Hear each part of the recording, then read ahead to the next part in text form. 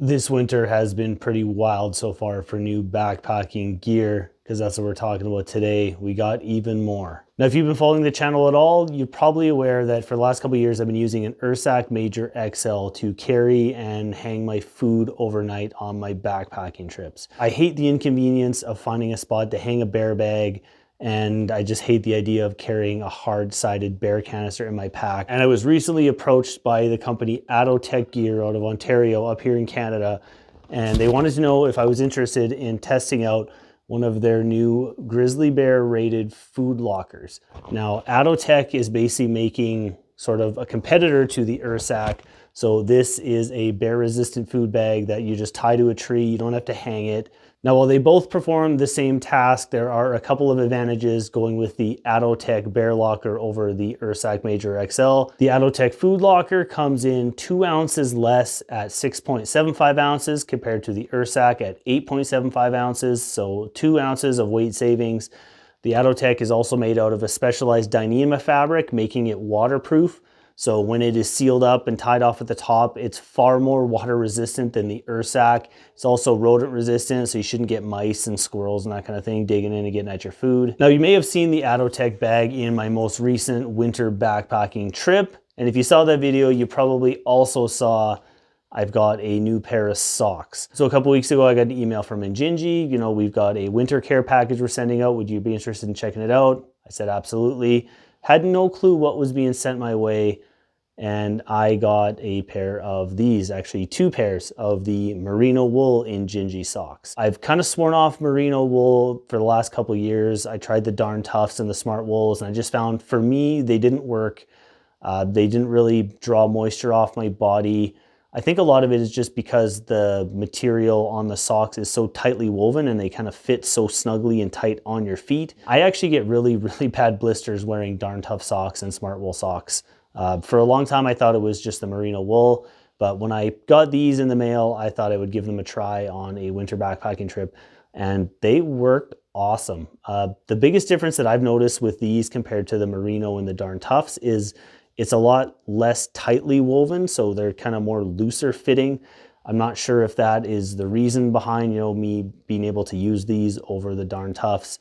But you get the same benefits as you would out of any kind of Injinji or toe socks. You know, you get the separation in your toes, and it, you know, pulls the moisture away, and you're not getting the sweat spots in between your toes and the blister issues and that kind of thing. And that's my primary reason for going with the toe socks over regular socks, is just the blister issues. And I love not getting blisters. It's kind of a big deal on backpacking trips. Injinjis do that for me. And as of right now, the Injinji Merino socks are what's doing it for me on my winter trips. Now, a new piece of gear for me that's almost exclusively gonna kind of benefit the YouTube side of things, but it will be a piece of gear that could benefit any backpacker or hiker out there, is this little guy here that I've got on the side of my pack. If I pop the phone out, I've got the version 3 capture clip from Peak Design. Now, this guy here is just, it's a clip that's designed to work in conjunction with the shoulder strap of a backpack. And they work with these little Swiss Arca plates here. I've just got this in a phone mount because the phone is what I use for filming out in the backcountry. And what the capture clip does is it gives you an easy way to have quick, easy access to your phone or camera, whatever. You know, you can mount like a DSLR camera on here. Like this little clip here is rated for 200 pounds. So any camera you can think of to put here, you know, you'll have nice, quick, easy access to. Obviously, you know, for filming YouTube out in the backcountry, just having my phone right there. Now, obviously it's new to me, so I'm kind of getting used to where the quick release button and stuff is, but it's just got a quick release button on the side. You push and lift it up and you can go and do your filming thing. Where this really works for me is on my trekking pole here. I've got this little small rig set up, and I have a Arca plate quick release on the top here. So I can pop my phone out of the capture clip, and I can very easily transition it to being mounted on my trekking pole. And then I can go and do my filming that way. So just kind of having a quick release system for just different ways to stash and carry my camera equipment. The capture clip is gonna do that. Does not weigh a ton. It only comes in at 2.5 ounces. I think it's 3 ounces with the little plate involved. It's all aluminum. Thing is like bomb proof. Very popular amongst a lot of professional photographers and that kind of thing. And I got one now too. We have trekking poles. High quality and low price are two things that are very important to every backpacker, and when it comes to $40 for aluminum, $60 for carbon fiber, you really cannot go wrong, and that's exactly what you get with the Foxelli trekking poles. We're talking high quality flip flocks. We got real cork handles as well. Not too many trekking poles out there at this budget are giving you real cork trekking pole handles. And on top of that, you get the snow baskets and all the extra bells and whistles that you would expect with a pair of trekking poles. If you are interested in getting yourself a set of trekking poles from Foxelli, I'll have a couple links in the description box down below, as well as a discount code to get yourself 10% off.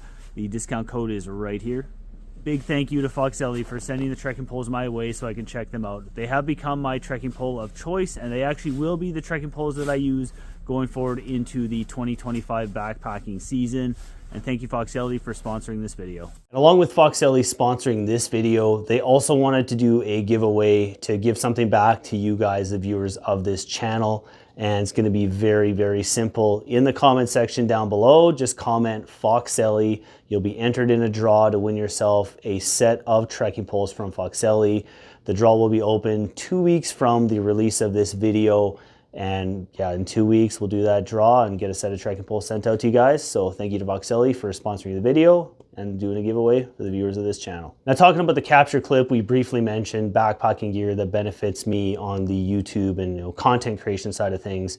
And another piece of gear that benefits me on the content creation side of things, but is beneficial to almost every backpacker out there, is a power bank. This guy here is the new version 3 or the Gen 3 of the NB 10,000. So this is officially the smallest, lightest 10,000 milliamp battery bank on the market. It costs around 60 bucks. It's 5.3 ounces, pretty basic. You've got 2 USB-C ports, both are input and output. You've got a little button here to begin charging, and it's also your battery indicator. Very small, very compact, very, very lightweight. It's got that nice carbon fiber finish you'd expect from the Nitecore battery banks. For me, 10,000 milliamps is good for up to about 3 to 4 days for a backpacking trip. Anything longer than that, I take 2 battery banks, or I end up taking a 20,000 milliamp. But sticking with the roots of the channel and kind of, where I kind of got my start, and a big thing for me and for the channel has been budget backpacking gear.